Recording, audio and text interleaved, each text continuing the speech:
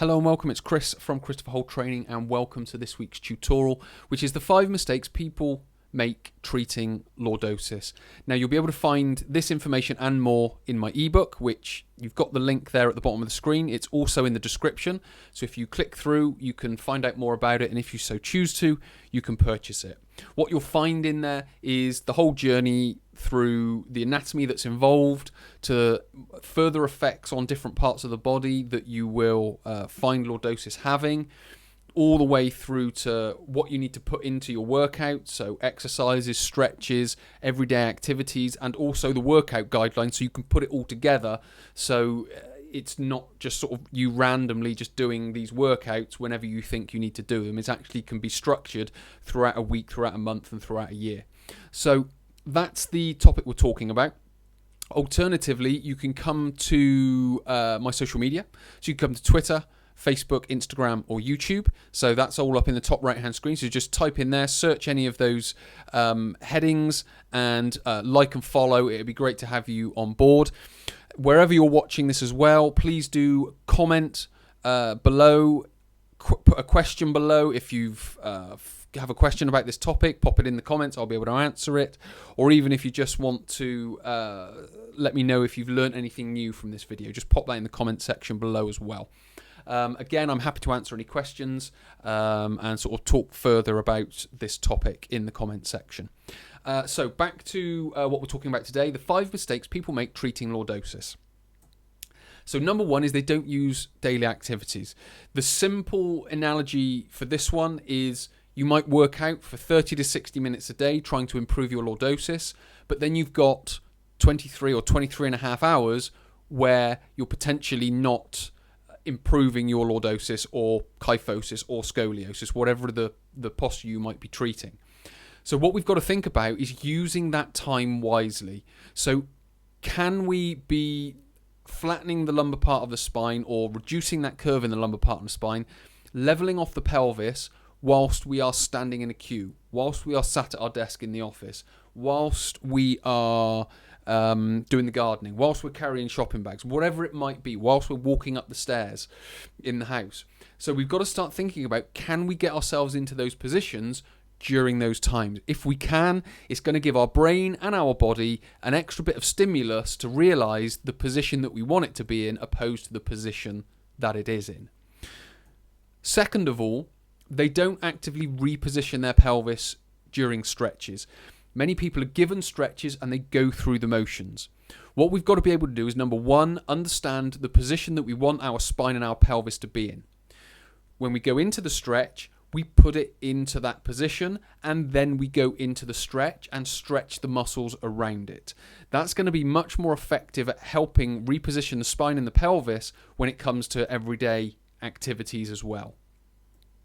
Number 3, they don't prepare their pelvis for exercise. So what that basically means is within the ebook, I've got a very simple system of how to prepare your pelvis for exercise. So activating the glute muscles, flattening off and reducing that curve in the lumbar spine, but doing it in a very simple way that your brain can sort of manage that and put it in that position. What a lot of people do is they'll go into a stretch and not be able to reposition their pelvis because they're going straight into the stretch.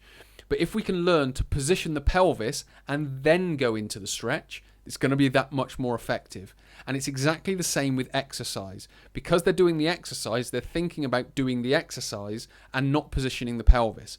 If we can do that prior to the exercises and prior to the stretches, it's going to be a lot more effective and help our brain learn the position that the muscles need to put our skeletal system, our pelvis and our spine into. Number 4 is they don't actively recruit the muscles during exercise. So again, as I mentioned with the stretches, what people aren't doing is they aren't consciously involving and engaging their mind in the exercise. So when we're talking about repositioning the pelvis and flattening that lumbar curve, we've got to actively recruit muscles during the exercise. Because I can put you in the position of a plank or in the position of a bird dog, and the right muscles won't necessarily work at the right time. If we take the plank, for example, you could relax the muscles of the tummy in the plank, but what will happen is the muscles of the spine will pick up the slack. So if we can activate the muscles of the stomach, it reduces the activation of the muscles around the spine. So when we actively recruit these muscles, we are able to reposition the pelvis, reposition the spine more effectively. And number 5, they don't breathe well during the exercises. And it should be really the stretches as well at the end there. Because what breathing does is breathing allows the mind to consciously engage in the exercise that you're doing. And when we talk about stretches, it will help actively relax the muscles that you're trying to stretch. So those 5 things are there to help you with your lordosis training and with your lordosis rehabilitation, if you want to call it that. As I mentioned, you can look at the ebook and you can find out more about this and learn more about how to position your pelvis, how to position your spine, how to recruit the necessary muscles and what those muscles are, and you can then start learning about breathing during those exercises. So all of that, as I mentioned, is in the ebook. So if you're wondering, well, okay, this is great, you're telling me the mistakes that I've made, what about the answers? Well, those answers and what you need to start doing is in that ebook. So if you go there, it's a short ebook, it's a practical ebook. So there is a little bit of learning about the anatomy, but then there is most of it is teaching you about the exercises, the stretches, the everyday activities, and the guidelines of how to put all that together.